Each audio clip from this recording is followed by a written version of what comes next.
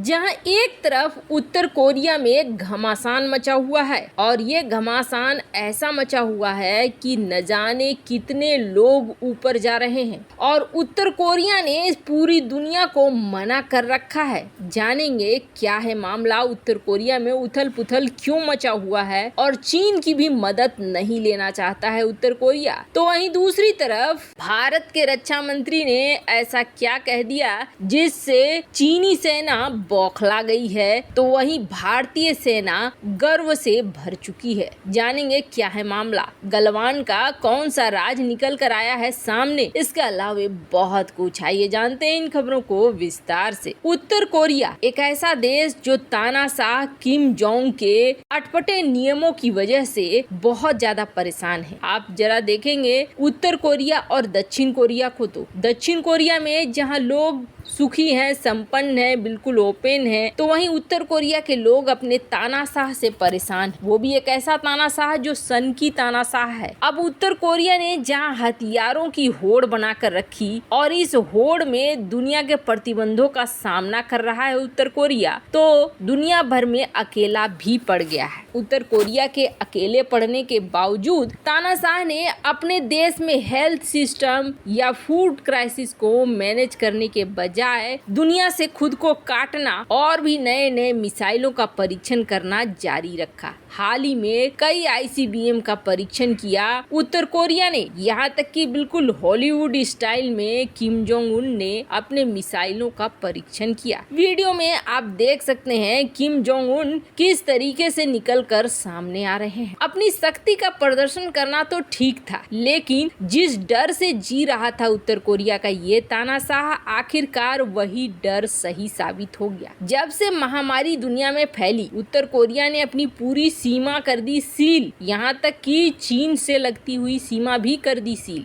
अब इस सील के बावजूद उत्तर कोरिया ने एक आदेश दे दिया कि अगर कोई शख्स उधर से इधर आता हुआ दिखे तो सीधे गोली मार दो। अब ऐसे हालात में कोई आने भी जाने भी नहीं लगा, पर इन सब के बावजूद महामारी को रोक नहीं सका किम जोंग उन, और अभी बिल्कुल एक बम की तरह फटा हुआ है महामारी उत्तर कोरिया में। और समस्या क्या है? समस्या ये है कि उत्तर कोरिया का पूरा हेल्थ सिस्टम चरमरा चुका है। हाल में तो वहाँ खाने की बहुत बड़ी कमी है, उसके बाद ये हेल्थ सुविधाएं नाम की कोई चीज नहीं है। बस मिसाइलों को बनाने में ही किम जोंग उन लगा रहा। इसके बावजूद अब दुनिया के देश कह रहे हैं कि हम तुम्हें मदद भेजते हैं, तो उस मदद को लेने के लिए भी तैयार नहीं है उत्तर कोरिया। यहाँ तक कि चीनी मदद को लेने के लिए भी उत्तर कोरिया तैयार नहीं है। अपने लोगों को उत्तर कोरिया ये कह रहा है कि घरेलू नुस्खे अपनाओ, जैसे कि नमक पानी का गरारा करो या फिर हर्बल टी अदरक वाली पियो, इससे ही ठीक हो जाओगे। लेकिन कहा जा रहा है कि बहुत सारे लोग मारे जा रहे हैं। जिस तरीके से चीन से बातें निकलकर बाहर नहीं आती है, वैसे ही उत्तर कोरिया से निकलकर बातें नहीं आती है बाहर। पर हाँ, उत्तर कोरिया के लोगों के लिए जीना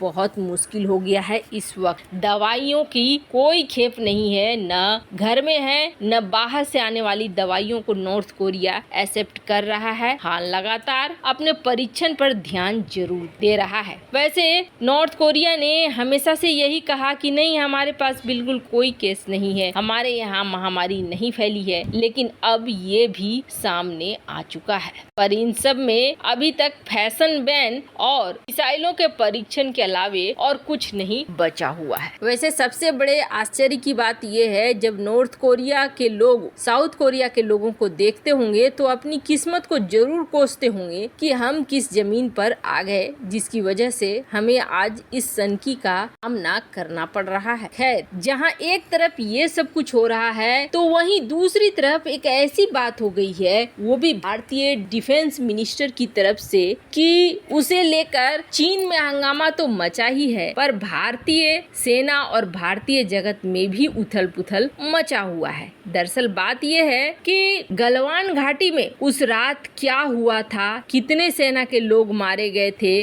दोनों तरफ से कितनी हानि हुई थी, ये चीन की तरफ से संशय बना हुआ है। भारत ने अपने नंबर्स बताए थे, पर चीन ने अपने नंबर्स नहीं बताए थे। चीन के नंबर्स नहीं बताने के बाद भी रूस ने और अमेरिका ने नंबर्स बताए थे और कहा था कि 40-45 से कम नहीं नहीं हुआ होगा, बहुत ही ज्यादा हुआ होगा। चीन आज तक नहीं मानता है, यहाँ तक कि गलवान घाटी के बाद चीन ने अपने जो सेना के जवान थे उनको न तो सही सम्मान दिया, बल्कि चुपके चुपके उनका जो भी अंतिम संस्कार के लिए जो भी क्रियाकलाप होते हैं वो बिल्कुल चुपके चुपके किया। कई परिवारों को तो कथित तौर पर उनके अपने लोगों की लाशें भी नहीं मिली ताकि वो अपना जो भी लास्ट के रीति रिवाज है उसे कर सके। हाल ही में जिनपिंग ने अपने भाषण के दौरान गलवान की उस स्लोगन को जो उसका चीनी कमांडर मरते वक्त लिखा था उसे कहा,